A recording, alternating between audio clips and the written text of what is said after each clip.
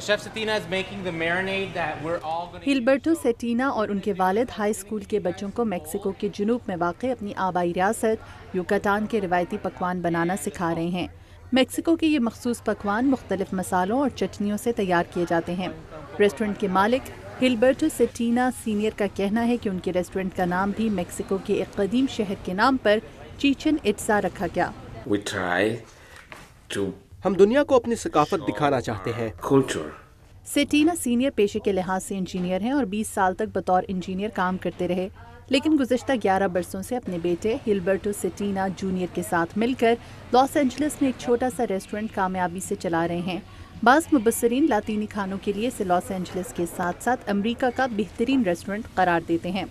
یہاں پر میکسیکو ٹورٹیاز اور وہاں کی مخصوص روٹی کے علاوہ میکسیکو سے متعلق تمام مشہور پکوان بنائے جاتے ہیں۔ یہاں گوشت، گندم، پودینے اور مخصوص مسالوں سے بنائی گئی خاص ڈش کیبی بھی تیار کی جاتی ہے۔ امریکہ میں بسنے والے میکسیکو کے تارکین وطن کی زندگی کا محور ان کا خاندان ہوتا ہے۔ عموماً ان کے خاندان کے افراد امریکہ اور میکسیکو دونوں جگہ آباد ہوتے ہیں۔ ہلبرٹو سیٹینا جونیئر کا بچپن بھی ان دونوں ملکوں میں گزرا۔ So I really got to experience مجھے اپنی ثقافت کو قریب سے دیکھنے کا موقع ملا جس میں پکوانوں کو خاص اہمیت حاصل ہے، وہیں سے مجھے کھانا پکانے کا شوق ہوا۔ سیٹینا خاندان نے میکسیکو کے کھانوں پر مشتمل ترکیبوں کی کتاب بھی شائع کی ہے۔ یہ ترکیبیں سیٹینا کی دادی سے ان تک منتقل ہوئیں اور اب سیٹینا اپنی کتاب کے ذریعے یہ ترکیبیں دوسروں تک پہنچا کر میکسیکو کی ثقافت کو زندہ رکھنا چاہتے ہیں۔